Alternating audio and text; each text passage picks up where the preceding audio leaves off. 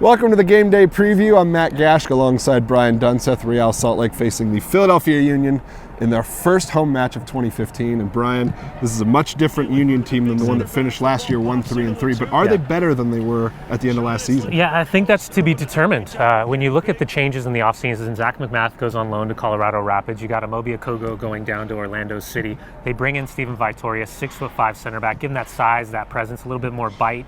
They move Maurice Adu up into the midfield. They bring CJ Sapong over from Sporting Kansas City, and then Arista Guieta, Venezuelan international, very much like Alejandro Moreno in ways, but also kind of like Saborio. He's got the size, got the strength, aerial presence. He likes to combine, likes to move off the ball well.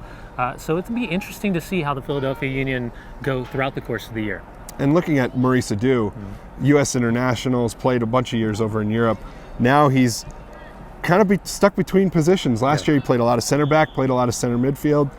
Which position do you view him better at? I personally have always loved him as a center back just because of his athleticism, his simplicity on the ball, the way he can calm things down, play out of the back. But now there's no confusion. With Okogo going down to Orlando City, I think it makes more than sense for him to step up into the midfield and be that athletic, dynamic number 6 sitting in front of the back four.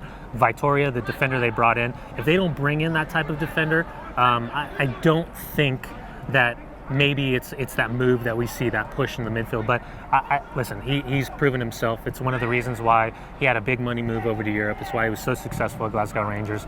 That's why with the U.S. men's national team, it's always been a difficult position to break into with the likes of Beckerman and Bradley. So I'm excited for Maurice. I think this is his year to really break out. So what are the keys to the match for Real Salt Lake playing the first match at home? Yeah, I think first and foremost is putting on a show for the faithful. The first 15 minutes going to be vital to establish that possession, that dominance in the midfield.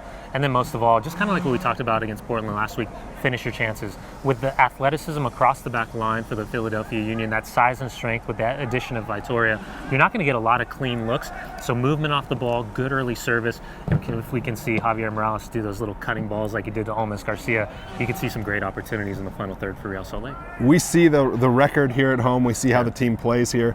What is the home field advantage here at Rio Tinto Stadium? What is the advantage they have here? Yeah, it's an educated fan base. You think about this club has only been here in the Salt Lake market for 11 years, but slowly and surely they've built into this really educated group of fans that know when to get on the referees. They know when the team's not playing well. They know when to give them that little bit of a bump, little bit of a boost.